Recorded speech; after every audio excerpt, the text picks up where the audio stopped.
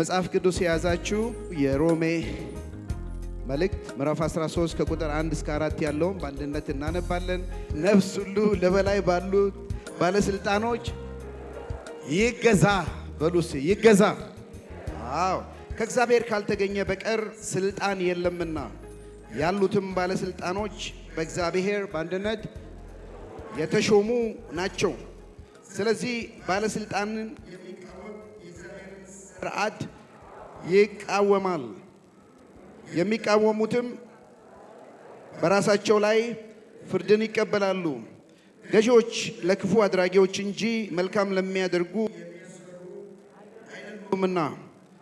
ባለስልጣንን እንዳትፈራ ትወዳለህን? መልካሙን አድርግ፣ ከሱም ምስጋና ይሆንልሃል። ለመልካም ነገር ላንተ የእግዚአብሔር ምንድነው? የእግዚአብሔር ምንድነው? አገልጋይ ነው። በከንቱ ግን ሰይፍን አይታጠቅምና ክፉ ብታደርግ ፍራ።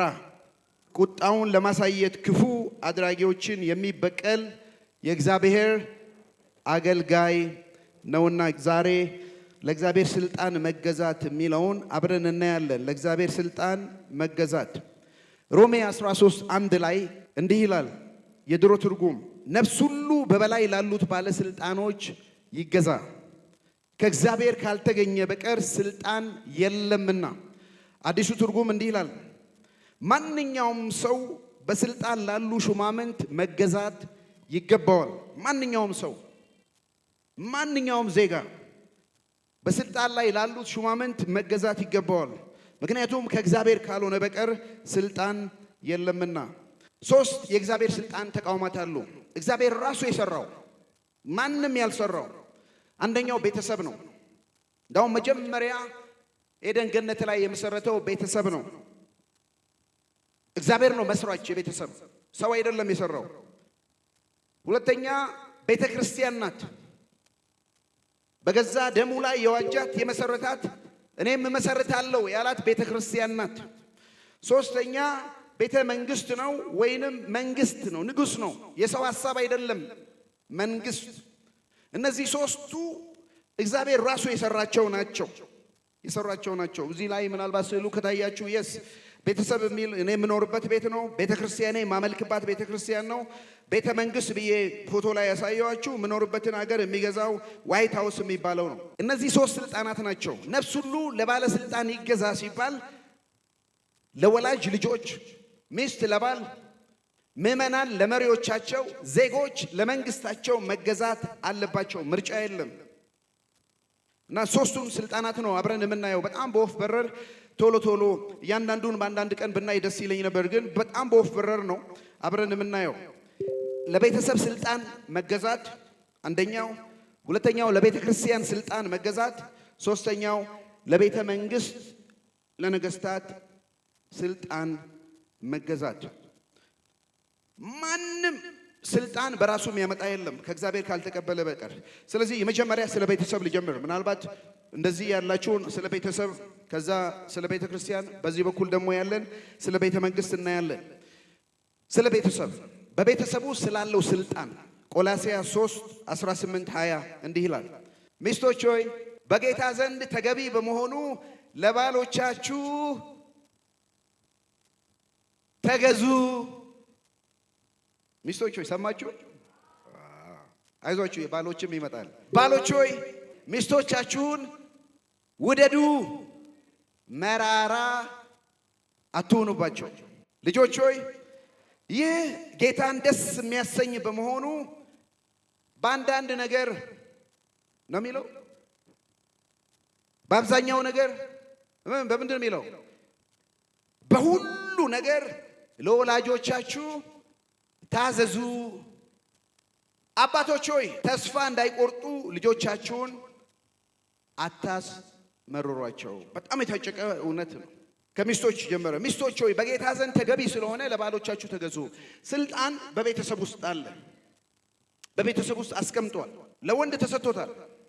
ወንድ የሴት ራስ ስለሆነ እንደ ወላጅ ደግሞ አባትና እናት ልጆቻቸው ሊገዙ፣ ሊመሩ፣ ሊያስተዳድሩ፣ ልጆች ደግሞ ለወላጆቻቸው ሊታዘዙ፣ ሊገዙ መጽሐፍ ቅዱሳዊ ነው።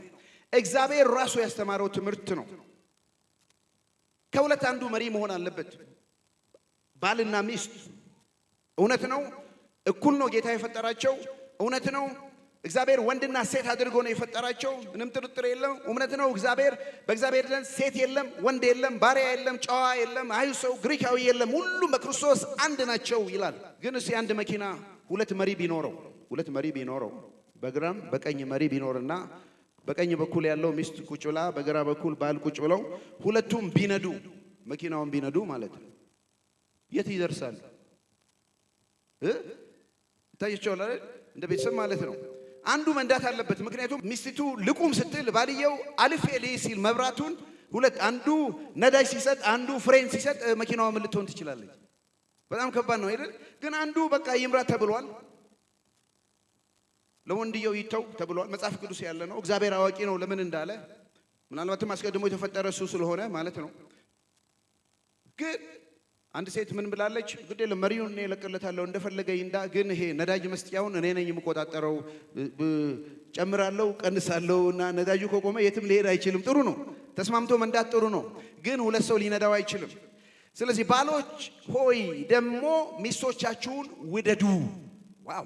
የቱ ትእዛዝ ይበልጣል ብዬ ስለ ትዳር ሳስተምር ተናግሬያለሁ። ሚስት ለባል መታዘዝ ይቀላል ወይ ባል ሚስትን መውደድ ይቀላል ብዬ እና ጥያቄው ምንድነው የተነሳው? ማን ይጀምር?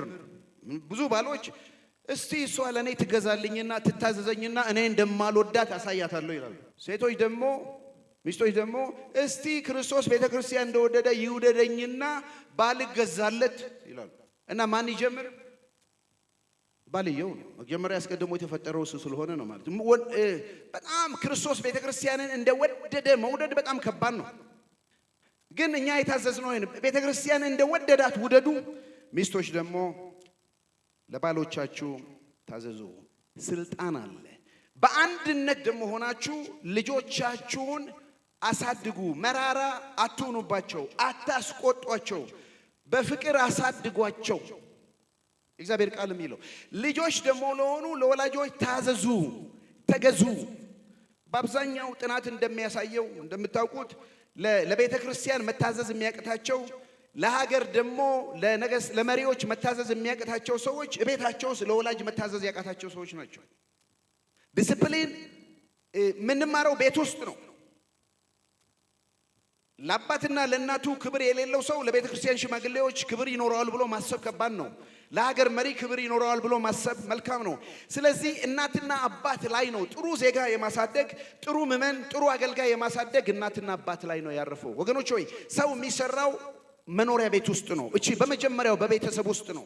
በቤተሰብ ውስጥ በፍቅር ብናሳድጋቸው ልጆቻችን በምሳሌነት ብናሳድጋቸው ለኛም ብቻ ሳይሆን ነገ ለቤተ ክርስቲያናቸው፣ ነገ ለአሰሪዎቻቸው በስራ ቦታ እንደ ሀገር ደግሞ እንደ ዜጋ ሲኖሩ ለመንግስት መታዘዝ ይቀላቸዋል። ስልጣን በቤተሰብ ውስጥ ነው መሰራት ያለበት። ወላጆች በተለይ እያሳደጋችሁ ያላችሁ ለእናንተ ምክር አለኝ። ከልጅነታቸው ጀምሮ ለስልጣን መታዘዝን አስተምሯቸው። ባለስልጣንን ማክበር አስተምሯቸው። በእድሜ ገፋ ያሉ ሰዎችን ማክበር አስተምሯቸው። እንደዚህ ተምረው በስነ ስርዓት ሲያድጉ ነገ መልካም ዜጋ የሚሆኑ ጥሩ ዜጋ፣ ጥሩ አማኝ የሚሆኑ ለምድራችንም ተስፋ የሚሆኑ ናቸው። ሚስቶች ሆይ ለባሎቻችሁ ታዘዙ። ለምን? እግዚአብሔር በቤተሰብ ውስጥ ያስቀመጠው ስልጣን ነው። ልጆች ሆይ ለወላጆቻችሁ ታዘዙ። በቤተሰብ ውስጥ ስላለ ስልጣን ነው። በባልና በሚስት መካከል ስለሚኖረው ግንኙነት አንደኛ ጴጥሮስ 3 እንዲህ ይላል። እናንተ አንብቡት።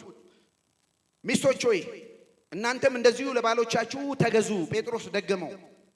አንዳንድ ለቃል እንኳን የማይታዘዙ ቢኖሩ ያለ ቃል በሚስቶቻችሁ አኗኗር ተማርከው ይመለሳሉ። ባል እንኳን አማኝ ባይሆን ሚስት ግን ልክ ቤተክርስቲያን ለክርስቶስ እንደምትገዛ ብትገዛ፣ ባሏን ብታከብር፣ ይሄን አክብሮቷን አይቶ የሚስቱን ትሕትና አይቶ ምናልባት ለወንጌል እንኳን ልቡ የተከፈተ ይሆናል። ይህም የሚሆነው ንጹህና ፍጹም አክብሮት የተሞላ ኑሯችሁን ሲመለከቱ ነው። ምናልባት ባሎቻችሁ ወደ ጌታ ያልመጡ ሚስቶች ካላችሁ ይህን አሳስባቸዋል። ለእግዚአብሔር ቃል ነው። ብዙ ጊዜ ነግረናቸዋል፣ ያውቃሉ። ከምንናገር ይልቅ ጥሩ አኗኗር ብንኖር ቤተክርስቲያን ለክርስቶስ እንደተገዛች ብንገዛ ሕይወታችንን እያዩ የምናመልከውን ጌታ ሊቀበሉ ይችላሉ። ይህንን እናንተ አንብቡት። ዛሬ ቤተሰብ ብዙ ተግዳሮት አሉት። በእያንዳንዱ የቤተሰብን ተግዳሮት፣ የቤተክርስቲያንን፣ የሀገራችንን ተግዳሮት ላነሳ ወዳለሁ። ሶስት ነገር አንቄ ከምን ጊዜውም በላይ ፍቺ፣ ዲቮርስ እንግዲህ እግዚአብሔር ያጣመረውን ሰው አይለየው የሚለው ቤተሰብን እያናጋ ነው። ድሮ በዩሮፕ በአሜሪካ የምናውቀው የፍቺ ቁጥር አሁን በቤተ ክርስቲያን ውስጥ ከምን ጊዜውም በላይ እየበዛ ነው። ቤተ ክርስቲያን ምን ማድረግ እንኳን እንዳለባት ግራ እስከሚገባ ድረስ እግዚአብሔር ያጣመረውን ማንም አይለየው ብሎ እግዚአብሔር ያጣመረውን ዘር አይለየው፣ ፖለቲካ አይለየው፣ የአገር ልጅነት አይለየው፣ ኢኮኖሚ አይለየው፣ ብልጽግናና ድህነት አይለየው። እግዚአብሔር ያጣመረው የማንኛውም ስርዓት አይለየው። እግዚአብሔር ነው ያጣመረው፣ ሁለቱ አንድ አካል ይሆናሉ ተብሏል። ዛሬ ግን ፍቺ ቤተክርስቲያንን እያመሰ ነው። ሁለተኛው ግብረ ሰዶማዊነት ነው። ሆሞሴክሹዋሊቲ እየመጣ ነው ወደ ምድራችን። አሳሳቢነቱ ከምን ጊዜውም በላይ በሩቅ ከምናየው ይልቅ በመካከላችን እያለ ነው። ይሄም በእግዚአብሔር በሰራው ኢንስቲትዩሽን ወይንም በቤተሰብ ላይ የተነሳ የጠላት አሰራር ነው። ዛሬ ቤተሰብ ከምን ጊዜውም በላይ አታክ እየተደረገ ነው። ፋሚሊ ኢዝ አንደር አታክ። በጨለማውም ስርዓት፣ በመንግስትም ስርዓት፣ በዚህ በፖስት ሞደርኒቲ በሚባለው ስርዓት ቤተሰብ እየተናጋ ነው። ሆሞሴክሹዋሊቲ። ሌላው ፌሚኒዝም የሚባል አንዳንድ ቪዲዮ ላይ ስመለከት በአማርኛ እንዲህ ይናገራሉ ብዬ ኤክስፔክት አላረኩም። በኔ ዘመን የሴቶች እኩልነት የሚለው ነስ ቅድም መጽሐፍ ቅዱስ እንደውም እንደ ሴቶች እኩልነት ያወራል፣ በደንብ ይናገራል። መጽሐፍ ቅዱስ ተቃራኒ እንደሆነ፣ መጽሐፍ ቅዱስ የጨቋኝ የወንድ አምባገነንነት የሚያሳይ ነው ብለው ሴቶች በብዛት እየተነሱ ያሉበት ነገር አለ። ኢኳሊቲ ራይት፣ ኢኳል ኦፖርቹኒቲ፣ ኢኳል ትሪትመንት መደረግ አለብን፣ አስፈላጊ ነው። አንዱ ፌሚኒዝም ያመጣው ነገር አቦርሽን ወይንም ውርጃ የሚባለው ነው። እኛ በምንኖርበት ሀገር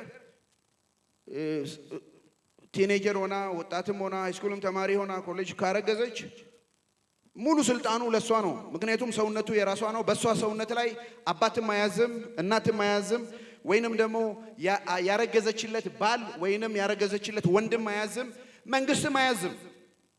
ስለዚህ የገዛ ሰውነቷ ላይ ማንም ስልጣን የለውም። ስለዚህ ያስወርደዋለሁ በፈለገች ቀን፣ 1 ወርም ይሁን 5 ወርም ይሁን 9 ወርም ይሁን እኔ ነኝ በአካሌ ላይ ስልጣን ያለኝ ነፃነት ስላለኝ በሚል ዛሬ የአቦርሽን ቁጥር ከምን ጊዜውም በላይ ያደገ ነው። የኢትዮጵያን ስታቲስቲክስ አላቅም። ይሄ የቤተሰብ ሁሉ ጠላት እየሆነ ነው። በቤተ ክርስቲያን ላይ እየመጣብን ያለ ነው። ቤተሰባችን ቻሌንጅ የሚያደርግ ነገር አለ። አንድ ነገር ልንገራችሁ፣ ውርጃ ዘር ማጥፋት ነው። የእግዚአብሔርን አምሳል መግደል ነው። የወንጌል አማኞች እናምናለን ህይወት የሚጀምረው ግሩምና ድንቅ አድርጎ እግዚአብሔር የሚጀምረው በማህፀን ውስጥ ነው። የወንድ ዘርና የሴት ዘር ሲገናኝ ጽንስ ሲጀምር ህይወት ጀምሯል። ከ9 ወር በኋላ የተወለደ አይደለም ሰው የሚባለው። ትርጉምን እንኳን አዛብተውታል። ጀስት ሽል ነው ወይንም ሴል ነው፣ ያልተሰራ አካል ነው። ከ4 ወር በፊት፣ ከ5 ወር በፊት፣ ከ9 ወር በፊት በራሱ እስካልመጣ ድረስ ግድያ አይደለም የሚሉ ትምህርት ውስጥ እየገባን ነው። ልጆቻችን እጅግ አስጨናቂ በሆነ ዘመን ነው እያደጉ ያሉት። ስለዚህ ዛሬ በቤተሰብ ላይ የተነሳ ብዙ ነገር አለ። እንደ ወንጌል አማኞች ግን እምነታችን ይህ ነው። አንድ ሴት ከአንድ ወንድ ጋብቻ፣ እንዳውም ጋብቻ የሚለው ቃል የአማርኛው ጥሩ ነው። አንድ ወንድ ከአንድ ሴት ጋብቻ በሉኝ። ጋብዙ አይደለም። አንድ ወንድ አንድ ሴት፣ ወንድና ሴት ነው ጋብቻ ትርጉሙ። ዛሬ የአሜሪካ ነገስታት ጋብቻን ዲፋይን እያደረጉ ነው። ማንም ሜሬጅ የሚባለው የወንድና የወንድ ጥምረት ጋብቻ ይባል ሜሬጅ ነው፣ የሴትና ሴት ሜሬጅ ነው እያሉ ጋብቻን ሌላ ትርጉም ሪዲፋይን ለማድረግ ይሞክራሉ። መጽሐፍ ቅዱሳዊ ትምህርት ይሄ ነው። አንድ ወንድ ከአንድ ሴት ጋር ብቻ፣ እሱም ሞት እስኪ ላይ ድረስ። አሜን ነው። ሁለተኛ ለቤተ ክርስቲያን ስልጣን መገዛት። አንደኛ ጴጥሮስ 5:15 ለቤተ ክርስቲያን ስልጣን መገዛት። አንደኛ ጴጥሮስ 5 እንዲህ ይላል ከ1 እስከ 5 በመካከላችሁ ያሉትን ሽማግሌዎች እመክራቸዋለሁ፣ በእናንተ ኃላፊነት ስር ያለውን የእግዚአብሔር መንጋ ጠብቁ፣ እንዲሁም ባደራ ለተሰጣችሁ መንጋ መልካም ምሳሌ በመሆን እንጂ በላያቸው ላይ በአንድነት እናንብበው በመሰልጠን አይሁን። የእረኞች አለቃ በሚገለጥበት ጊዜ የማይጠፋውን አክሊል ትቀበላላችሁ። እናንተም ጎልማሶች ሆይ፣ የቤተ ክርስቲያን ምዕመኖች ሆይ፣ እናንተም እንዲሁ ለሽማግሌዎቻችሁ ምን አድርጉ? ተገዙ። ሁላችሁ እርስ በርሳችሁ በመከባበር ትሕትና ልበሱ፣ ምክንያቱም እግዚአብሔር ትዕቢተኞችን ይቃወማል፣ ለትሑታን ጸጋን ይሰጣል። ሁለተኛው ስልጣን ቤተ ክርስቲያን ናት። ለነገሩ ቤተሰብ ሲደመር ቤተሰብ ቤተ ክርስቲያን ነው። በቤተ ክርስቲያን ውስጥ ደግሞ እግዚአብሔር ስልጣን ሰጥቷል። ቤተ ክርስቲያን የማን ናት? በዚች ዓለት ላይ ቤተ ክርስቲያኔን እመሰርታለሁ። የቤተ ክርስቲያን ባለ ራእይ መስራች ሲኢኦ በሉት እግዚአብሔር ራሱ ነው፣ ኢየሱስ ክርስቶስ ነው። ስለዚህ ቤተ ክርስቲያንን ማንም እንደገና ሪዲፋይን ሊያረጋት አይችልም። በቤተ ክርስቲያኑ ስልጣን ተቀምጠዋል። መሪዎች ስልጣን አላቸው። ቤተ ክርስቲያንን ሊመሩ፣ ሊገዙ፣ ሊያስተዳድሩ እግዚአብሔር ለይቷቸዋል፣ ጸጋ ሰጥቷቸዋል። በምርጫም ይሁን በሹመትም አፖይንትድ ተደርገውም ይሁን በጣትም መርጠናቸው ይሁን ወይንም ደግሞ የቤተ ክርስቲያን ቀደምት መሪዎች ሾሟቸውም ይሁን በየትም ይሾሙ በጣትም እንምረጣቸው፣ በአንድ ላይ ከዚህ ጊዜ ጀምሮ እነዚህ ወገኖች የቤተ ክርስቲያን ሽማግሌዎች ናቸው ብላ ቤተ ክርስቲያን ካስታወቀችበት ጊዜ ጀምሮ ስልጣን አላቸው። ለነሱ መታዘዝ የግድ ነው፣ ምርጫ የለውም። አይ እኔ ያልመረጥኩትምና አልታዘዝም ማለት አይቻልም። መሪዎች መምራት አለባቸው። ሲመሩ በጣም በትህትና በምሳሌነት በዓለም እንዳለው በመግዛት ሳይሆን ኢየሱስ ክርስቶስ ፎጣ አድርጎ የደቀ መዛሙርትን እግር እንዳጠበ በትልቅ ትህትና በምሳሌነት ሊመሩ ይገባል። እዚህ ሀገር እያለሁ ምናልባት የዛሬ 30 ዓመት አካባቢ አዲስ አበባ ነበርኩኝ። አንድ ቤተክርስቲያን ቸርች ፕላንት እንዲያደርግ ወደ አንድ አካባቢ ላክ ነው። ከባድ ስደት የነበረበት ቦታ ነው። ይሄ ወንጌላዊ ቤተክርስቲያን ተካይ ነው። ከዛ ብዙ መከራ ካሳለፉ በኋላ እግዚአብሔር እዛ ከተማ ያሉ የወረዳ ከተማ ነው፣ እዛ ከተማ ያሉ ዳኛ ጌታን ተቀበሉ። ዳኛ ናቸው። ደስ አለን፣ ይሄም ሰው ደስ አለው። ከዛ ወዲህ እኚህ ሰውዬ ጴንጤ መሆናቸው ሲታወቅ፣ አማኝ መሆናቸው ሲታወቅ ስደቱ ሁሉ ቆመ። ዳኛ ናቸው። ከዛ ትንሽ ቆየና ቤተክርስቲያን እያደገች ሽማግሌዎች መሾም ላይ ሲመጣ፣ መሪዎች መሾም ላይ ሲመጣ ይሄ ልጅ ምን አለኝ፣ በቃ ሽማግሌዎች ልንሾም ነው፣ እያደግን ነው፣ ራሳችንን ልንችል ነው አለ። ጥሩ ነው መሆን አለበት። ከዛ በኋላ ትንሽ ቆይቶ ግን ዳኛውን ሽማግሌ አድርጌ ልመርጣቸው ነው አለኝ።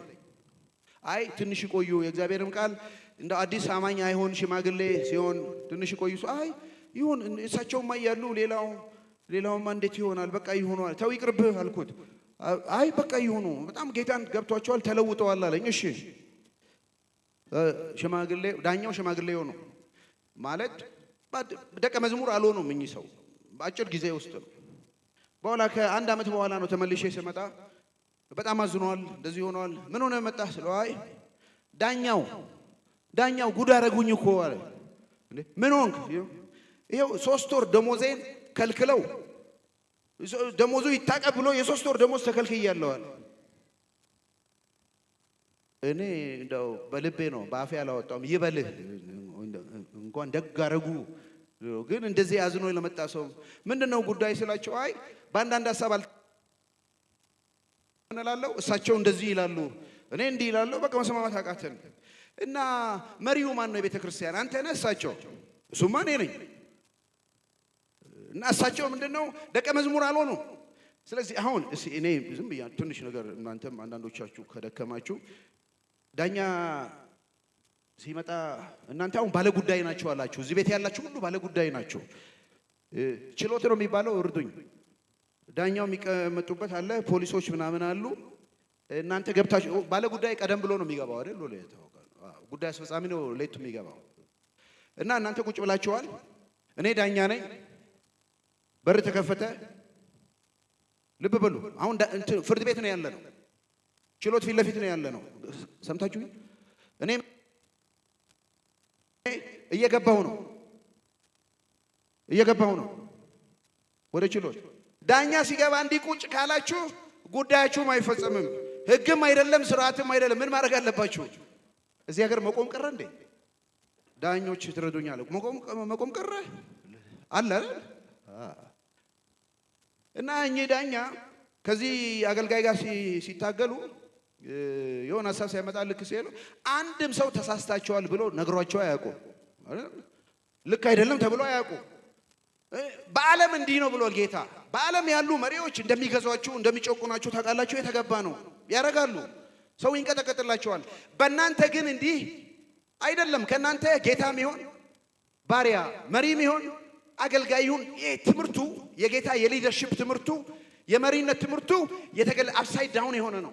በዓለም እንደምናገኘው አይደለም። ዛሬ ብዙ ቤተክርስቲያንም ያስቸገራት ይሄ ነው። የውጭውን ስርዓት ተከትለን በቤተ ክርስቲያኑ ስንመጣ እኛ መሪዎች እንደ ዳኛ እንዲያዩን ነው የምንፈልገው። ስንመጣ እንዲነሱልን፣ ሽማግሌ መከራከራችን፣ ፓስተር መከራከራችንም አዝዣለሁ ትገዛለህ አትገዛም የሚል አይሰራም። በክርስቶስ ኢየሱስ የተቀበልነው ምሳሌነት ነው። ስለዚህ ዲቦራ እንዲህ ብላ ዘምራለች። በእስራኤል ውስጥ መሪዎች ስለመሩ ህዝቡ በፈቃዱ ስለተከተላቸው እግዚአብሔርን አመስግኑ። ወገኖች ሆይ እዚህ ቤት መሪዎች አላችሁ።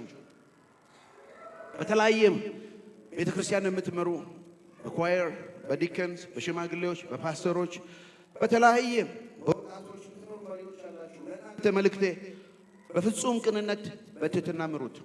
አምላክ የሞተለት ህዝብ ነው የምትመሩት። ጌታ በመስቀል መስዋዕትነት የሞላለትን ህዝብ ነው የምትመሩት። ምናልባት ድሃ ሊሆኑ ይችላሉ፣ አልተማሩ ሊሆኑ ይችላሉ፣ ምንም ነገር ላይኖራቸው ይችላል። ክርስቶስ በመስቀል ላይ የዋጀውን ህዝብ ነው መሪ ያደረገን። ልንቃቸው አይገባም። እሱ እኛን ስላልናቀ። ምዕመኖች፣ ሽማግሌዎቻችሁ በትምህርት ሊያንሷችሁ ይችላሉ። ፓስተሮቻችሁ በገንዘብ ሊያንሱ ይችላሉ። እናንተ ልትበልጡ ትችላላችሁ። በእውቀት ልትበልጧቸው፣ በገንዘብ ልትበልጧቸው፣ በእድሜም እንኳን ልትበልጧቸው ትችላላችሁ። መሪዎቻችሁ እስከሆኑ ድረስ፣ መጋቢዎቻችሁ እስከሆኑ ድረስ፣ አገልጋዮቻችሁ እስከሆኑ ድረስ ልታከብሯቸው ይገባል። የቤቱ ስርዓት ይሄ ነው። የቤቱ ስርዓት ይሄ ነው። በጣም በቤተ ክርስቲያኑ አሁን ብዙ መታመስ ያለው መሪዎች በቅንነትና በየዋህነት አይመሩም።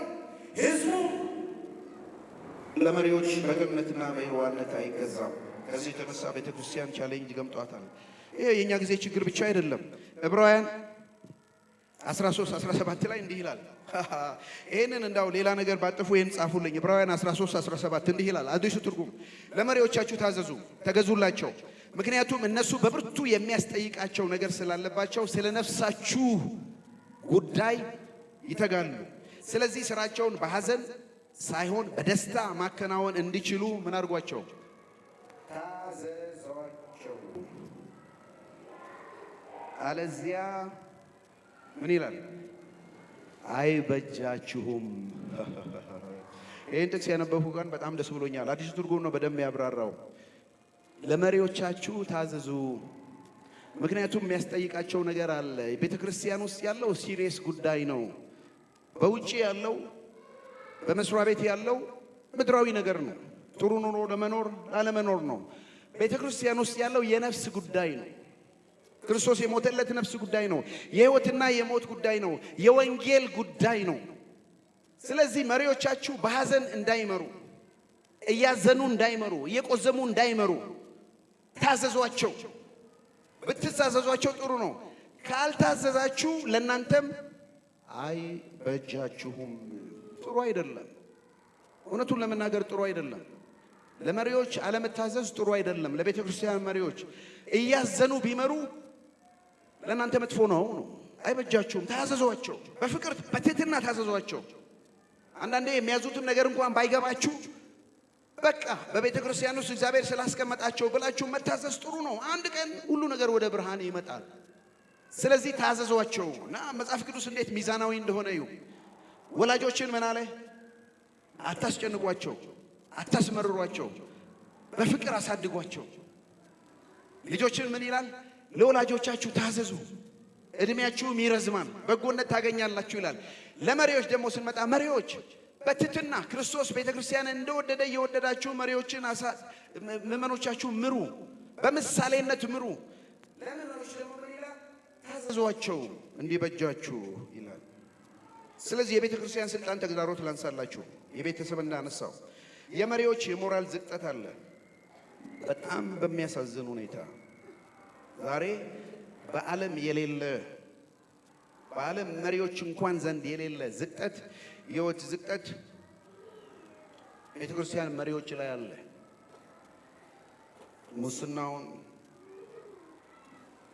የገንዘብ ነገር፣ ከተቃራኒ ጾታ ጋር ያለው ነገር መሪዎች ዘቅጠናል፣ በጣም ዘቅጠናል። ምሳሌ ልንሆን ለውድቀት ምክንያት ሆነናል። የአገልጋዮች ግጭት አለ፣ ኮንፍሊክት አለ፣ እኔ እብስ እኔ ቀድም የሚል አለ፣ አለመቀባበል አለ፣ ውድድር አለ፣ ኮምፒቲሽን አለ። አሳዛኝ ነው። መሪዎች በቤተ ክርስቲያን ሳይዝ ሲወዳደሩ ስናይ ስንት ምዕመን አለ፣ ስንት ምዕመን አለሽ፣ ስንት አካውንቱ ስንት ገንዘብ አለ፣ ስንት ዲፈረንት አካውንት አለ፣ ስንት መኪና አለ፣ ስንት ቤት አለ፣ ስንት ተከታይ አለ። በሚያሳዝን ሁኔታ የቤተ ክርስቲያን ቻሌንጅ ይሆናል። ሌላው የምዕመናን ግላዊነት፣ የምዕመናን ዓለማዊነት፣ የሶሻል ሚዲያው ተጽዕኖ። ምንም ቤተ ክርስቲያን እንኳን የሌላቸው ምዕመናን በጣም ብዙ አሉ። ይሄ የቤተ ክርስቲያን ተግዳሮት ናቸው እነዚህ ነገሮች። እውነቱ ግን ይሄ ነው።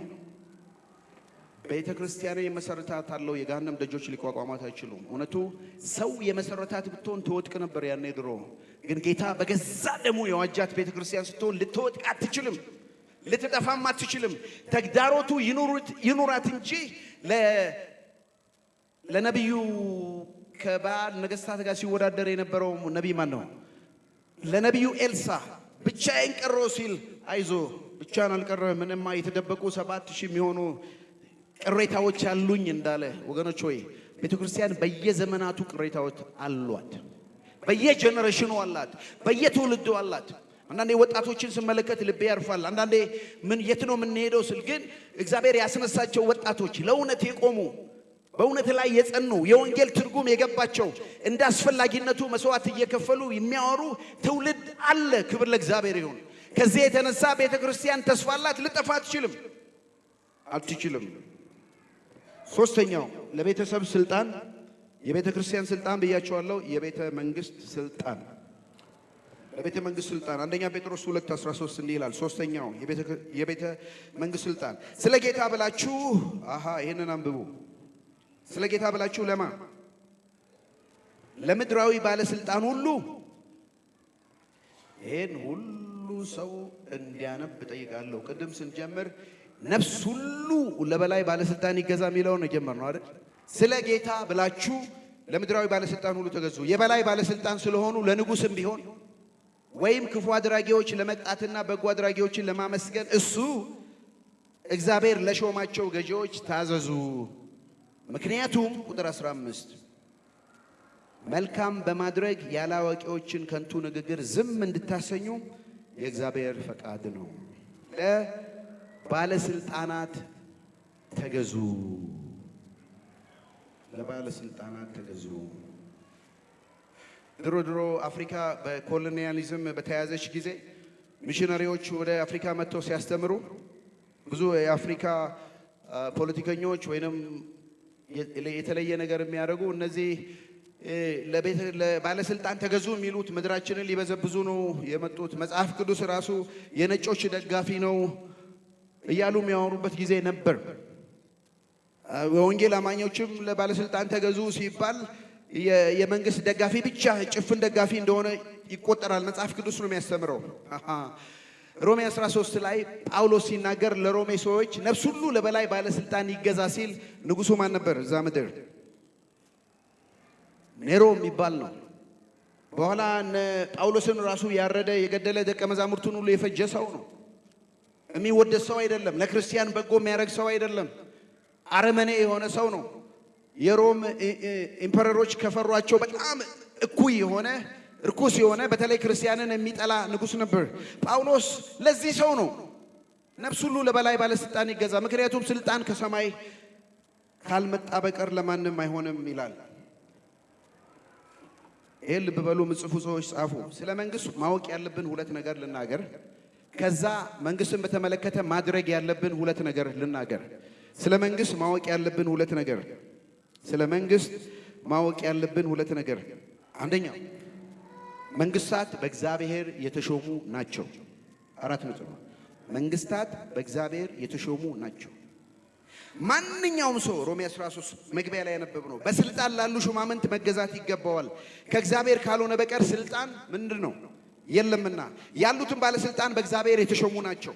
ስለዚህ በባለስልጣን ላይ የሚያምጽ በእግዚአብሔር ስርዓት ላይ የመንግስት ስርዓት የእግዚአብሔር ስርዓት ነው። መንግስትና ዜጋ የእግዚአብሔር ስርዓት ነው። የሰው ስርዓት የአሜሪካ ስርዓት አይደለም፣ የዩሮፕ ስርዓት አይደለም፣ የአፍሪካ ስርዓት አይደለም። የእግዚአብሔር ስርዓት ነው የመንግስት ስርዓት። ይህም የሚያደርጉ በራሳቸው ላይ ፍርድን ያመጣሉ። የመንግስትን ስርዓት የሚቃወሙ ገዢዎች ክፉ ለሚሰሩ እንጂ መልካም ለሚያደርጉ የሚያስፈሩ አይደሉም። ባለስልጣንን እንዳትፈራ ትፈልጋለህ? እንግዲያውስ መልካም አድርግ፣ እሱም ያመሰግናል። ስለ መንግስት ማወቅ ያለብን መንግስታት በእግዚአብሔር የተሾሙ ናቸው። እኔ እንዲህ ብዬ ጽፌያለሁ፣ ዝም ብላችሁ አዳምጡኝ። አሁን ያሉት ባለስልጣን በእግዚአብሔር የተሾሙ ናቸው። አሁን ያሉት በ2026 ወይንም በኢትዮጵያ አቆጣጠር 2018 በዚህ በ2018 በዓለም ላይ ያሉት ባለስልጣን በእግዚአብሔር ምን የሆኑ ናቸው? የተሾሙ ናቸው። ልብ በሉ። የአሜሪካው ፕሬዝዳንት ዶናልድ ትራምፕ፣ የራሻው ፕሬዝዳንት ቭላዲሚር ፑቲን፣ የቻይናው ፕሬዝዳንት ሺ ጂንፒንግ፣ የእስራኤል ፕሬዝዳንት ቤንጃሚን ኔታንያሁ፣ የኮሪያው ፕሬዝዳንት ኪም ጆንግ ኡን፣ የግብፅ ፕሬዝዳንት አብዱል ፈታህ አልሲሲ፣ የኤርትራው ፕሬዝዳንት ኢሳያስ አፈወርቂ፣ የኢትዮጵያው ፕራይም ሚኒስትር አቢይ አህመድ በእግዚአብሔር አምላክ ሉዓላዊ ፈቃድ የተሾሙ ናቸው። 4.4 ጊዜ መጽሐፍ ቅዱሳዊ ነው። አሁን ያሉት ባለስልጣን ሁሉ የተሾሙት አዲስ አበባ ይህንን አስተምሬ ከወጣ በኋላ አንዲት ወጣት ልጅ ናት በ20 ውስጥ ያለችው፣ ፓስተር አንድ ሰው እኮ ረሳህ አለች። የቱርኩን መሪ ማን ነው? አስታውሰኝ። አሁንም ረሳሁት ነገር የቱርኩን እንዴት ነው የምረሳው? እሱን ሰውዬ ማን ነበር? ኤርዶጋን። ፓስተር እንዴት ኤርዶጋንን ረሳው አለችኝ። በኋላ ሳጣራ ለካ ተርኪ ሀገር ረጅም ጊዜ ይኖራለች። አሁንም ሚሽነሪ ሆና ለመሄድ እያሰበች ነው። ሳሳብ ማለት ወገኖች ሆይ እንውደዳቸው እንጥላቸው ሌላ ነገር ነው። እንደግፋቸው እንንቀፋቸው ሌላ ነገር ነው። መጽሐፍ ቅዱሳዊ እይታ ግን በመጽሐፍ ቅዱስ መነጽር ወንጌልን ስናየው፣ ሮሜን ስናየው አሁን ያሉት ባለስልጣን ሁሉ በእግዚአብሔር የተሾሙ ናቸው። በቤተ ክርስቲያን አስተምር ያለው ዶናልድ ትራምፕ ከመመረጡ በፊት ከዛሬ 1 ዓመት ተኩል አካባቢ ነው እንዲህ ብዬ ተናግሬ ያለው በምርጫ ይሁን በጠመንጃ ባሌት ማለት ይሄ ምርጫ የምንከትበት ነው። በባሌት ይሁን በቡሌት ጥይት ማለት ነው። በባሌት ይሁን በጥይት ባለስልጣንን የሚሾምና የሚሽር የሰማይና የምድር ልዑል እግዚአብሔር ነው። ይሄ መጽሐፍ ቅዱሳዊ ትምህርት ነው። አሜን። መጽሐፍ ቅዱሳዊ ትምህርት ነው። መጽሐፍ ቅዱሳዊ ትምህርት ነው። ያሉት ባለስልጣን በእግዚአብሔር የተሾሙ ናቸው። በኮሙኒዝም ጊዜ ነው ያደጉት። ትንሽ ሆነን የምናመልክባት ቤተክርስቲያን እኔ ጌታን እንደተቀበልኩ 6 ወር 7 ወር አልቆይም ተዘግቷል። በ1975 ነው የ10ኛ ክፍል ተማሪ ሆኜ። በስደት ዘመን ሁሉ ናባባ ሻኛ፣ ናባባ ሚካያስ፣ ናባባ ገበየው፣ ጋሽ ስምዖንም እዚህ ያሉት ሁሉ የሚያስተምሩን ለነገሥታት ጸልዩ ነው። ለኮሙኒዝም መንግስት ጸልየናል ባርከው ብለን ያሰረ ያንገላታን ብዙ ነገር እያደረገን ላለ መንግስት እንኳን እንጸልይ ነበር። አይደለም አባባ ኬዳሞ የሚባሉ ወደ ጌታ ሄደዋል። በዛን ዘመን የነበሩ ሰዎች ናቸው። ስለ ደርግ አዲስ አበባ ብዙ ቤተክርስቲያን ተዘግቶ አልተዘጋችም። ያቺ ቃለ ሕይወት ገጃ ቃለ ሕይወት ደግሞ አዲስ አበባ ዩኒቨርሲቲ ተማሪ እያለን እዛ ነበር የምንሄደው። ጠዋት ሄደን ስለ መንግስት መከራ ሲናገሩ መከራ ቤተክርስቲያንን እንድትስፈነጠር ነው ያደረጋት። ውሃውን አትክልት ስታጠጡ ውሃ በዛ በጎማ ላይ ስታጠጡት እንዲህ ስታረጉት እዚሁ አካባቢ ነው የሚያፈሰው። ጣታችሁን ግን ውሃው ጫፍ ላይ ስታረጉ ውሃው ተስፈንጥሮ ይሄዳል አይደለም። እና ኮሙኒዝም መከራ ለቤተክርስቲያን እንዳታፈራ ሊዘጋትን ቢሞክር ብዙ እንድታፈራ ነው ያደረገው። ምናልባት ቁጥሩ የለኝም እንደ ፓስተር ጌቱ ያውቁ ይሆናል። ቸርቿ ስትዘጋ አይ ዶንት ኖ ስንት እንደነበርን 500 ወይ 1000 ቤተክርስቲያኑ ሲከፈት በ1983 ነው ሲከፈት ስንት ሆነን የገባ ነው ብዙ። እና ነገስታትን እግዚአብሔር ያስነሳል፣ ነገስታትን ይሽራል። በዛ ውስጥ ግን እግዚአብሔር ሰማያዊ ፈቃዱን መለኮታዊ ፈቃዱን ወንጌልን ይሰራል። እንደ አማኝ ማሰብ ያለብን የነገስታት ልብ በእግዚአብሔር እጅ ነው። አዲሱ ትርጉም ቦይ በውሃ እንደሚሄድ እንደዚሁ እንደ ቦይ ያስኬዳታል ይላል። ሁሉ ከእግዚአብሔር ቁጥጥር ስር የሆነ የለም፣ ማንም የለም። የነገስታት ንጉሥ እሱ አንድ አለ። የእግዚአብሔር ልጅ ኢየሱስ ክርስቶስ ይባላል። አንድ ቀን ይመጣል፣ የወጉት ሁሉ ያይ እሱ በፍትህ በቅንነት ይመራል። እስከዛ ድረስ በምድር ላይ በወደቀ አካል ውስጥ ነው ያለ ነው። ወገኖች ሆይ ስለ መንግስት ማወቅ ያለብን መንግስታት ሁሉ በእግዚአብሔር የተሾሙ ናቸው። ሁለተኛው መንግስታት የእግዚአብሔር አገልጋዮች ናቸው። አዎ በደንብ ነው የሰማችሁኝ። መንግስታት የእግዚአብሔር አገልጋዮች ናቸው። ጌታ መጣኸው ሮሜ 13 4 እና 6 እዩ። እርሱ መንግስት ማለት ነው። ለአንተ መልካም ለማድረግ የእግዚአብሔር ምንድን ነው? አገልጋይ ነው። መንግስት የእግዚአብሔር አገልጋይ ነው። ክፉ ነገር ክፉ ብታደርግ ፍራ፣ ምክንያቱም ሰይፍን በከንቱ አልታጠቀም። ክፉ የሚያደርገውን ለመቅጣት የቁጣ መሳሪያ ነው። በእግዚአብሔር እጅ መንግስት። ቁጥር 6 ግብር የምትከፍሉት ደግሞ ለዚሁ ነው። ባለስልጣናቱ በዚህ ተግባር ላይ የተሰማሩ ደገመው የእግዚአብሔር ምንድን ናቸው? ሁለት ቦታ ቁጥር 4 ቁጥር 6 ሮሜ ላይ የእግዚአብሔር አገልጋዮች ናቸው። ነገስታት፣ ሜየሮች፣ ፕሬዝዳንቶች፣ ፕራይም ሚኒስትሮች፣ የወረዳ የከተማ የፌዴራል መንግስት፣ ፖሊስ፣ ወታደር እግዚአብሔር ስልጣን የሰጣቸው ሰይፍ የሰጣቸው የእግዚአብሔር አገልጋዮች ናቸው። እግዚአብሔር በዛ ቦታ እንዲሰማሩ፣ ክፉ ለሚያረጉ እንዲቀጡ፣ ደግ ለሚያረጉ እንዲሾሙ፣ እንዲያከብሩ የእግዚአብሔር አገልጋዮች ናቸው። ከነዚህ ሶስቱ የቱ ነው አገልጋይ ብያለሁ? በጣም ይታያል። ፖሊስ ጠመንጃ የታጠቀ ወይንም ሽጉጥ የታጠቀ ፖሊስ ነው አገልጋይ። ወይንም ደግሞ ዳይፐር የሚቀይር አባት ነው ልጁን። ወይንም ደግሞ ባይብል የያዘ ቄስ ነው። ማን ነው አገልጋይ? ከነዚህ እዚህ መልሱልኝ። ማን ነው አገልጋይ? ቄሱ ነው መጽሐፍ ቅዱስ የያዘው።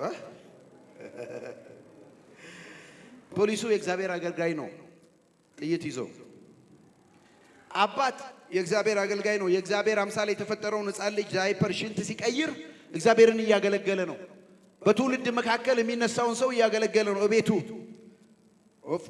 ካህኑም ባይብል ይዞ ሲያስተምር የእግዚአብሔር አገልጋይ ነው። ወገኖች ሆይ አገልግሎት የሚለውን አጥበን እዚሁ ቤተክርስቲያን ውስጥ ብቻ ያሉ በቃ መጋቢዎች፣ አስተማሪዎች ወይ ሙሉ ጊዜያቸውን የሰጡ ብቻ ናቸው አገልጋይ የምንለው አይደለም።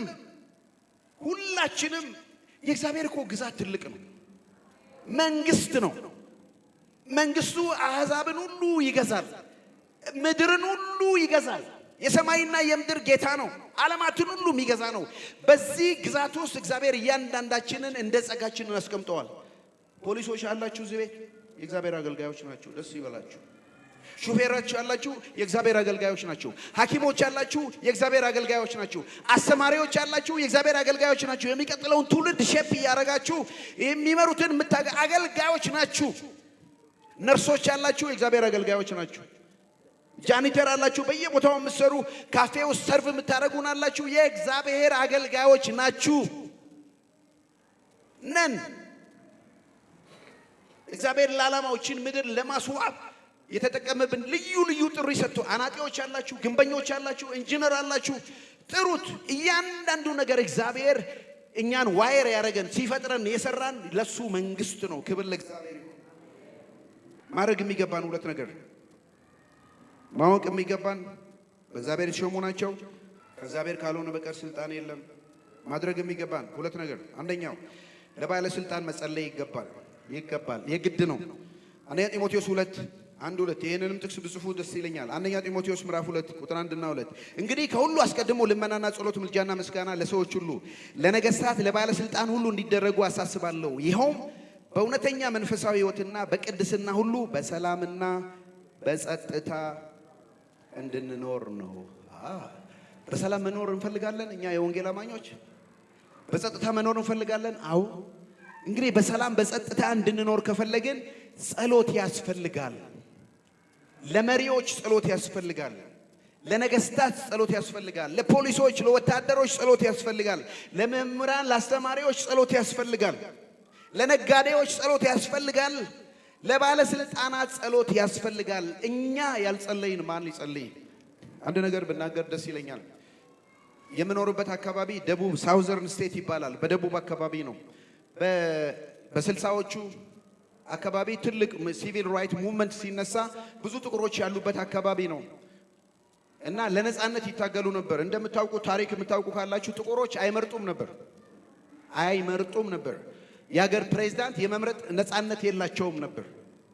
ብዙ ታግለው ማርቲን ሉተር ኪንግ የሚባል የቤተ ክርስቲያን መጋቢ ነው። ሲቪል ራይት ሙቭመንት ሊደር ነው። በእነሱ ትግል ነው ዛሬ እኛ በአሜሪካ በነጻነት የምንኖረው ጥቁር ቀለም ይዘን። እንደው ትንሽ ለማስታወስ ያህል ምን ይመስል ነበር ብትሉ ሽንት ቤት አካባቢ ስትሄዱ፣ በየሆቴሉ ስትነዱ፣ ብሬክ አካባቢ ስትደርሱ፣ በየትም ቦታ ትምህርት ቤት ራሱ ሳይቀር ልጆቻችን ሽንት ቤት በሁለት ነው የተከፈለው። እዚህ ጋር ለነጮች ይላል፣ በዚህ በኩል ደግሞ ለጥቁሮችና ለውሾች።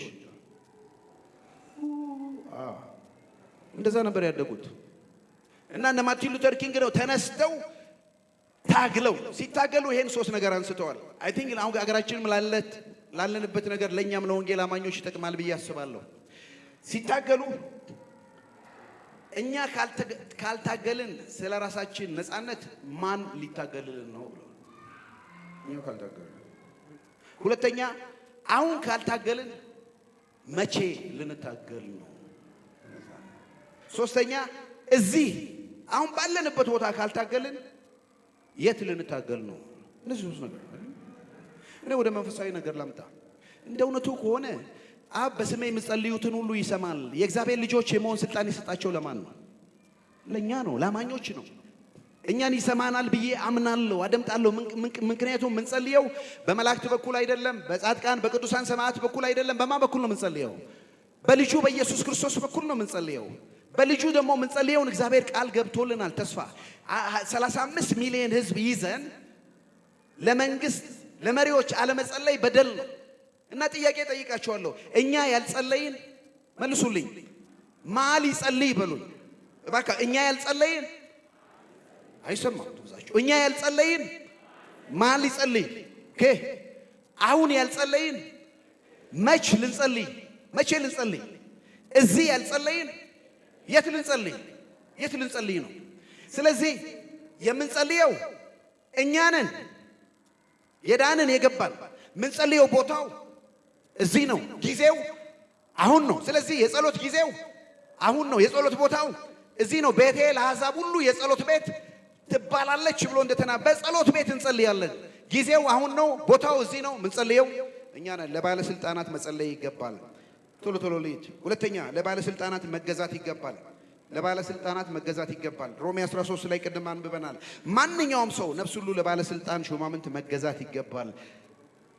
ስለዚህ ቅጣትን በመፍራት ብቻ ሳይሆን ለሕሊና ሲባል ለባለስልጣናት መገዛት ተገቢ ነው። ኮንሽስ ካለን፣ አእምሮ ካለን፣ በወንጌል የታደሰ አእምሮ ካለን ለባለስልጣናት መጸለይ ተገቢ ነው። ምክንያቱም በወንጌል የዳነ በወንጌል ትራንስፎርምድ የሆነ አእምሮ ስላለን ለባለስልጣናት መጸለይ ይገባል፣ መገዛት ይገባል። የቤተ ክርስቲያን ተግዳሮች፣ የቤተ መንግስት ተግዳሮትን ላንሳ፣ ብዙ አልቆይም። የመሪዎች ዘረኝነት፣ ፖለቲካ መሪዎቻችን ዘረኝነት፣ የፍትህ መዛባት፣ የሰላም እጦት፣ የዜጎች ግዴታ ለመወጣት አገራችንን የሚንጣት ነገር አለ። እንደ ወንጌል አማኞች ግን የኛ ድርሻ ምንድነው? ወገኖች ወይ ልንጸልይ፣ ልንረዳ፣ ልናቅ ይገባል። ከሁሉ በላይ እግዚአብሔር በሰጠን ስልጣን፣ በሰጠን ቦታ፣ በሰጠን ኃላፊነት በታማኝነት ልንወጣ ይገባል። እግዚአብሔር ሾሟችኋል። በመስሪያ ቤታችሁ ቢዝነስ አላችሁ። በቢዝነሳችሁ ላይ በጽድቅ ልትሰሩ ትችላላችሁ። መምህር ናችሁ። ተማሪዎቻችሁን በቅንነት ልታስተምሩ ትችላላችሁ። በየስልጣን ደረጃው እግዚአብሔር ስልጣን ሰጥቷቸዋል። በቅንነት ምሩ። ማታም አይተናል ዳንኤል እንዳደረገው ያለ ሰበብ ያገለግል እንደነበረው እግዚአብሔር ፊት እንደምትኖሩ ሆናችሁ በቅንነት ምሩ። 10 ሰው ከለወጣችሁ በቂ ነው ወገኖች። ወይ አባቶች ናችሁ። ልጆቻችንን በጽድቅ ከለወጥን በቂ ነው። ይሄን ልብ በሉኝና ስሙና በዚህ ጨርሳለሁ። ትንሽ ደቂቃ ተናግሬ ጥያቄው ለመንግስት የማንታዘዘው መቼ ነው? ለመንግስት የማንታዘዘው መቼ ነው? ልብ በሉ። መቼ ነው? መንግስት የእግዚአብሔርን መለኮታዊ ትእዛዝ ማለት ወንጌልን የእግዚአብሔርን ቃል የሚጻረር የሚቃረን ምድራዊ ትእዛዝ ሲያዘን ያን ጊዜ እምቢ እንላለን። እምቢ ለማለት እንገደዳለን። ከእግዚአብሔር ቃል የተቃረነ ነገር ሲያዘን እምቢ ለማለት እንገደዳለን። እምቢታችን ደግሞ ዋጋ እንደሚያስከፍለን እናምናለን፣ እናውቃለን። የወንጌል አማኞች አባቶቻችን በዚህ ነው የሄዱት። ላንሳላችሁ። ኢንቴሊጀንስ ዲስኦቢዲየንስ ይባላል። ኢንቴሊጀንስ ዲስኦቢዲየንስ በእውቀት የሆነ አለመታዘዝ ነው።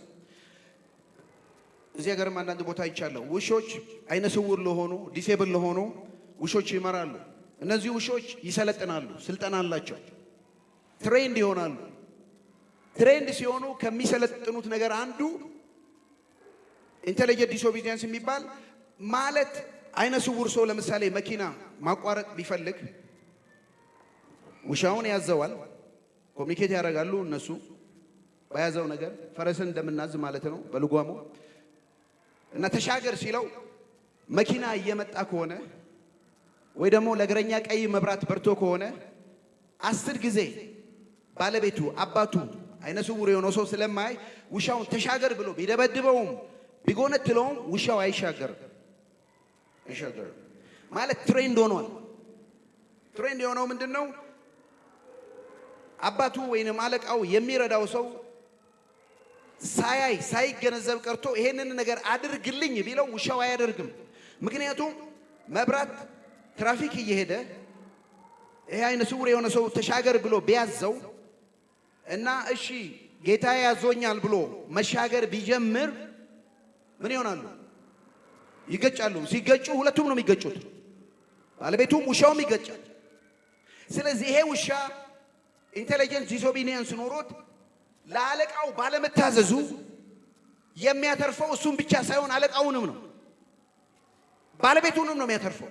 በዚህ በጣም ትሬንድ ሆኗል። ይሄ ለእግዚአብሔር ሰዎች ያስፈልጋል ብዬ አምናለሁ።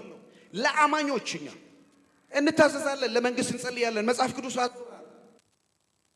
ሆነ እናምናለን፣ ምንም ጥርጥር የለንም። ግን መንግስት የሰማዩ መንግስት ካዘዘን ውጪ ደግሞ አድርጉ ሲለን ያኔ ኖ ሰር ኖ ማም አይሆንም ማለት እንችላለን። ፓስተር ተስፋዬ ጋቢሶ ላንሳ አይደለም ከታሰሩት መካከል እዚህ ከተማ ውስጥ ያለን በኮሙኒዝም ጊዜ የሆነ ነገር አድርጉ ሲላቸው መንግስት በእግዚአብሔር ቃል ደግሞ አታድርጉ ስለሚል ኖ በማለታቸው ነው 7 ዓመት በወህኒ ቤት የከረሙት አይደለም። በየዘመናቱ በየትውልዱ አሉ ከእግዚአብሔር ቃል። ከዛ ውጪ ግን ከመንግስት ጋር ጥላቻ የለንም። ግን መንግስት በየዘመናቱ ሲነሱ ከእግዚአብሔር ቃል ጋር ሲጋጩ እንደ ወንጌል አማኝ ነው ማለት ይገባናል። ስለዚህ ሁለት ነገር ላንሳ። እዚህ መንግስት ማድረግ የሌለብን ነገር አድርጉ ሲለን መንግስት ማድረግ የሌለብን ነገር አድርጉ ሲለን ያኔ ኖ እንላለን። ለምሳሌ በሉ ምሳሌ አንድ ላንሳ። የግብፅ ንጉስ አንዲቱ ሲፓራ ሁለተኛይቱ ፋሃ የሚባሉ የዕብራውያን አዋላጆች እንዲህ ብሎ ተናገረ። እንዲህ አለ፣ እናንተ የዕብራውያን ሴቶች ስታዋልዱ ለመውለድ እንደደረሱ ባያችሁ ጊዜ ወንድ ቢሆን ምን አድርጉት? ግደሉት። ሴት ብትሆን ግን በሕይወት ትኖራል። አዋላጆቹ ግን ይኸውላችሁ ኢንቴሊጀንስ ዲስኦቢዲየንስ አዋላጆቹ ግን እግዚአብሔርን ፈሩ፣ የግብፅ ንጉስ እንዳዘዛቸው አላደረጉም፣ ወንዶችና ሕፃናትን አዳኗቸው። እግዚአብሔር ለአዋላጆቹ መልካም አደረገላቸው፣ ህዝቡም በዛ እጅግም በረከ። ልብ በሉ ማን ነበር እዚህ ንጉሱ?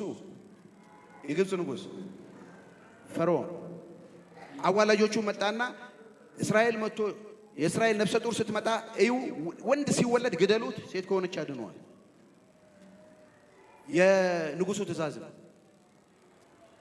የእግዚአብሔር ትእዛዝ ምን ይላል? ከአስርቱ ትእዛዝ አንዱ አትግደል ነው።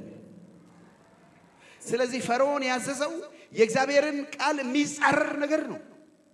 አትግደሉ ነው የሚለው። እነዚህ ነርሶች ይሄ ሚድዋይፎች አዋላጆች ይሄ ትእዛዝ ተሰጣቸው። አሁን ህይወት ለነሱ ከባድ ነው። ለፈርዖን ነው መታዘዝ ያለባቸው? ለግብፁ ንጉስ ወይም ለሰማይና ለምድሩ ንጉስ ነው?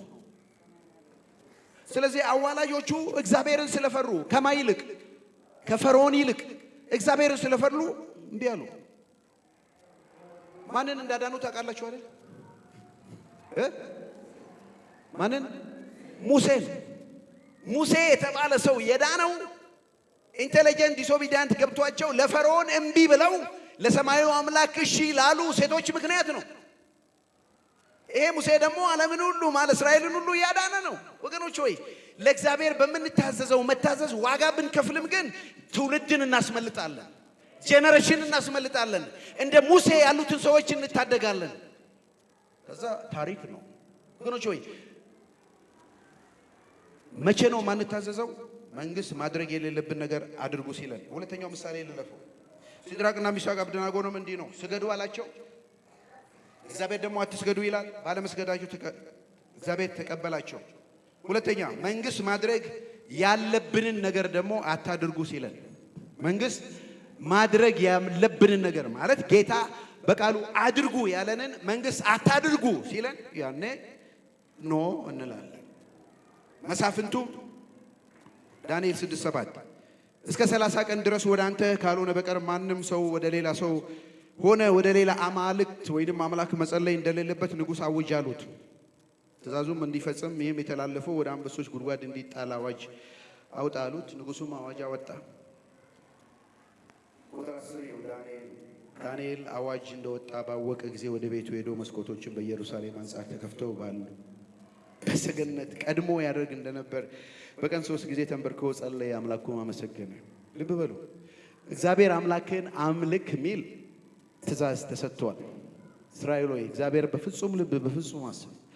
አሁን ደግሞ ሌላ ንጉሥ ማን ነው? ናቡከደነጾር ነው? ዳሪዮስ ነው? የሆነ ንጉሥ ከኔ በቀር ሰው አይንገስ አለ። ዳንኤል ሰማና አይ ልዩነቱ ይሄ ነው፣ እኔ ለሰማይ አምላክ ነው የምታዘዘው፣ ለምድሩ ንጉሥ አልታዘዝም አለ። ምክንያቱም ተቃራኒ ስለሆነ ነው። ስለዚህ ሰገደ። እግዚአብሔር አትስገዱ ላለው ናቡከደነጾር ስገዱ ብሎ ሶስቱን እንዳስገደደ እነሱም አንሰግድም አሉ። አሁን ዳንኤል ደግሞ አትጸልይ ለአምላክ ሲባል ነው እጸልያለሁ አለ። ዋጋውን እንደተቀበሉ ዳንኤል ላይ እናያለን። ግን መንግስት ማድረግ የሌለብን ጥሩ ምሳሌ ከአዲስ ኪዳን ስጠኝ ብትሉ ሐዋርያት ሥራ 5:27 ላይ እንዲህ ይላል። ሐዋርያትን አምጥተው በሸንጎ ፊት አቆሟቸው። ሊቀ ካህናቱም እንዲህ ሲል ጠየቃቸው፣ በዚህ ስም እንዳታስተምሩ በጥብቅ አላስጠነቀቅናችሁም ነበር? እናንተ ግን በኢየሩሳሌም በትምህርቱ ሞላችሁ አላቸው። ጴጥሮስና ሌሎች ሐዋርያት መልሰው እንዲህ አሉ፣ ከሰው ይልቅ ለእግዚአብሔር ልንታዘዝ ይገባል። ከሰው ይልቅ ለእግዚአብሔር ልንታዘዝ፣ ይሄ ነው ምርጫ። ሐዋርያት እንዳታስተምሩ ብለው የሃይማኖት መሪዎች አዘዟቸው። ካህናት፣ ጸሐፍት፣ ፈሪሳውያን አዘዟቸው።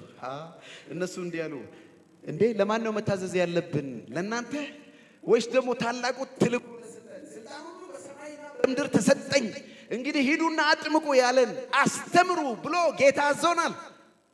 የምንታዘዘው ለሱ ነው። እናንተ ሲፍረዱት ለአምላክ መታዘዝ ነው ለሰው መታዘዝ? ወገኖች ሆይ ከሰው ይልቅ ለእግዚአብሔር ልንታዘዝ ይገባል። አሜን። ቻሌንጁ በእኛም ዘመን አለ። እነዚህ ሶስት ነገር ልብ በሉ። ሶስቱ የእግዚአብሔር ስልጣን ናቸው። በቤተሰብ እንዴት ናችሁ? ቤተሰብ እንዴት ናችሁ? ባሎች ሆይ እንዴት ነው የምትመሩት ልጆቻችሁን? ሚስቶች ሆይ እንዴት ነው ልጆቻችሁ የምታሳድጉት? ልጆች ሆይ ትታዘዛላችሁ ወይ? በቤተ ክርስቲያን ልምጣ። መሪዎች እንዴት ነው እየመራን ያለ ነው? ምእመን እንዴት ነው እየተከታተልን ያለ ነው?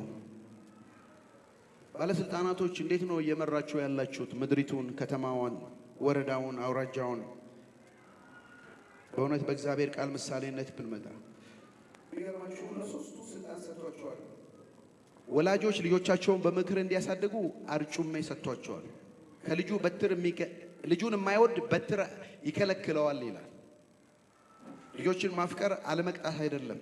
ለወላጅ አርጩሜ ተሰጥቶታል። ለእረኞች ደግሞ ስልጣናቸውን የሚያስጠብቁበት የእግዚአብሔር ቃል ተሰጥቷቸዋል። ቅድም መዝሙር 23 ላይ እንዳልነው በትርና ምርኩዝ እነሱ ያጸናኑኛል እንዳል ለቤተ ክርስቲያን መሪዎች በትር ተሰጥቷቸዋል በእግዚአብሔር ቃል እንዲመሩ እንዲያስተዳድሩ። ለመንግስት ደግሞ ሰይፍ ተሰጥቶታል። መንግስት ሰላምና ፍትህን እንዲያሰፍ ስልጣን ሰይፍ ተሰጥቶታል። ዜጎች ለባለስልጣናት እንዲገዙ ይገባል። እነዚህ ሶስቱ አውቶሪቲ የሰው አይደለም። ለእግዚአብሔር ስርዓት እንገዛ ከተባለ ባሎች ሚስቶች ውደዱ፣ ሚስቶች ለባሎቻችሁ ተገዙ፣ ልጆች ለወላጆቻችሁን አክብሩ፣ መሪዎች በፍጹም ቅንነትና ትህትና ህዝቡን እንምራ፣ ምዕመኖች ስለ ጌታ ብላችሁ ለመሪዎቻችሁ ታዘዙ። የመንግስት ባለስልጣናቶች እግዚአብሔር ነው በዚህ ቦታ ያስቀመጣችሁ። በፍጹም ትህትና በፍጹም ፍርሃት የእግዚአብሔርን ህዝብ የኢትዮጵያን ሲቲዝን የኤርትራን ሲቲዝን እንደየሀገራችሁ ጠብቁ። በዚህ ቃል ልጨርስ። ኢየሱስም ደቀ መዛሙርት ወዳሉበት ቀርቦ እንዲህ አላቸው፣ ስልጣን ሁሉ በሰማይና በምድር ተሰጥቶኛል። ሃሌሉያ! የስልጣናት ሁሉ ስልጣን በቤተሰብ ላይ ስልጣን ያለው የቤተሰቡ ራስ የሆነው ኢየሱስ ክርስቶስ ነው። በቤተ ክርስቲያን ላይ ስልጣን ያለው በሰማይና በምድር የሰጠው ኢየሱስ ክርስቶስ ነው። በምድር ሁሉ ላይ ስልጣን ያለው ኢየሱስ ክርስቶስ ነው።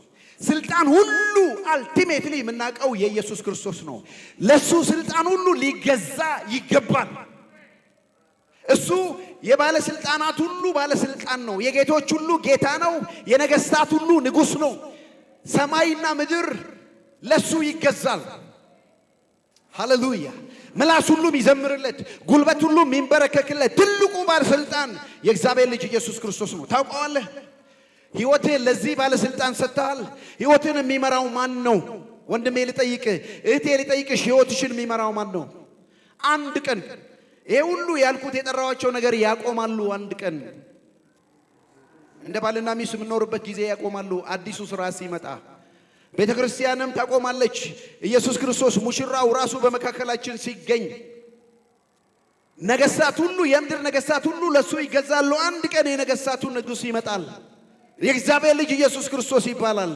ያኔ ምድርን ሁሉ ይገዛል፣ በጽድቅ ይፈርዳል። እነዚህ ቅድም የጠራኋችሁ ነገስታት ሁሉ ይሰግዳሉ፣ ወደው ወይም ተገደው። ነገር ግን ስልጣን ሁሉ በሰማይና በምድር ተሰጠኝ፣ እንግዲህ ሂዱ ብሎ የላከን እሱ ነው። ማንም አያስቆመንም፣ ማንም አያስቆማትም። ይሄ ወንጌል እስከ ምድር ዳርቻ ይሰበካል። የመንግስት ወንጌል ይነገራል። ከዛ በኋላ ምጣቱ ይኖራል። የትኛውም መንግስት ይሄንን ትልቁ መንግስት ሊያፈርስ የሚችል የለም። አስፈላጊ ከሆነ የቀደሙት እንዳረጉ በመስዋዕትነት ይሄዳሉ። ስልጣን ሁሉ በሰማይና በምድር በጌታ ኢየሱስ ክርስቶስ የተሰጠ ነው። ወገኖች ሕይወት በእግዚአብሔር ፊት ስናይ፣ ስለዚህ ላሳስባችሁ እወዳለሁ። ለቤተሰቦች፣ ለአባትና ለእናት፣ ለቤተ ክርስቲያን መሪዎች፣ ለምእመናን ምልጃ ለነገስታት ይደረግ ስለተባለ ከተማችንን ለሚመሩ ምድራችንን ለሚመሩ ጸሎት ልንጸልይ ያሳስባችኋለሁ።